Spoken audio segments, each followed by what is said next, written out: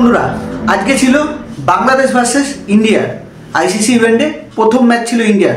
প্রিন্সের কাছ থেকে কিন্তু অসাধারণ ব্যাটিং দেখলাম, সেঞ্চুরি পূর্ণ করলো, তার কেরিয়ারের 8ম সেঞ্চুরি পূর্ণ করলো শুভমান গিল, আর আইসিসি ইভেন্টে প্রথম সেঞ্চুরি।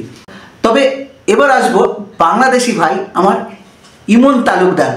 ইমন তালুকদার, আবারও কিন্তু আপনাকে আপনার যে কমিটমেন্ট রাখতে হবে। এর আগের বার আপনি কমিটমেন্ট করেছিলেন, ন্যাড়া হয়েছিলেন, এবার কি তাহলে আপনি ভিক্ষা করছেন? তো যাই হোক, ইমন তালুকদার ভিক্ষা করলে সেই ভিডিও আমরা দেখব আশা করছি। ওপেন চ্যালেঞ্জ জানিয়েছিল। যাই হোক বন্ধুরা, সেটা তো আলাদা কথা।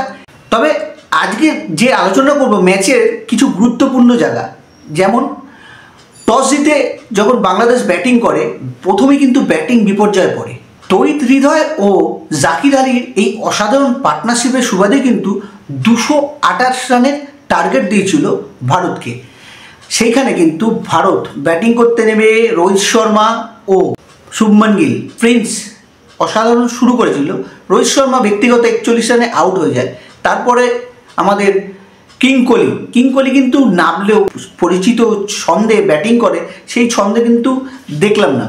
তবে ওই যে যার কথা বললে না হয়, প্রিন্স অর্থাৎ আমাদের ভাইস ক্যাপ্টেন দায়িত্ব নিয়ে ম্যাচ ফিনিশ করে নট আউট থেকে বেরিয়ে দেখালো যে তাকে ভাইস ক্যাপ্টেন হিসাবে চুজ করে টিম বা কোচ তার উপর কিন্তু যে আস্থাটা রেখেছিল, সেই আস্থার সে বড় দাম দিল।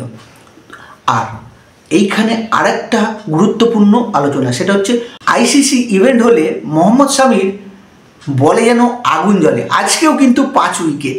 আইসিসি ইভেন্টে সব থেকে বেশি যদি 5 উইকেট কাউট থেকে থাকে, সেটা মোহাম্মদ শামি। আর মোহাম্মদ শামি কিন্তু প্রথমেই শুরুতেই ধাক্কা দিয়েছিল, সৌম্য সরকারকে আউট করেছে, 5টা উইকেট নিয়েছে আইসিসি ইভেন্টে। আবারও একবার পাঞ্জা খোলা, যাকে হিন্দি ভাষায় বলে পাঞ্জা খোল দিয়া।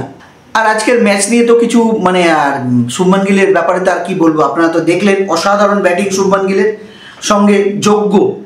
4 উইকেট পড়ে যাওয়ার পর কেএল রাহুল এসে যেভাবে ম্যাচটাকে ধরে দুজন মিলে ম্যাচ ফিনিশ করলো, অসাধারণ লাগলো।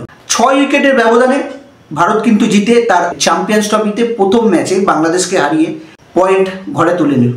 এইবার বড় ম্যাচ কিন্তু 23 তারিখ। তার আগে কিছু কিছু জায়গায় যেগুলো ভুল ত্রুটি আছে, সেগুলো আশা করছি কোচ, ম্যানেজমেন্ট সবাই মিলে দেখিয়ে শুধরে নেবে।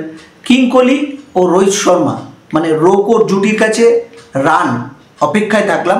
বড় ম্যাচে যেন কিং কোহলি বা রোহিত শর্মার ব্যাট থেকে সেঞ্চুরি দেখতে পাই। আর ইমন তালুকদার ভাই, তাহলে আপনার যে কথাটা, সেই কথাটার যেন দাম থাকে। আবারও কিন্তু আপনি যে চ্যালেঞ্জ করেছেন, সেই চ্যালেঞ্জটা যেন পূর্ণ করেন।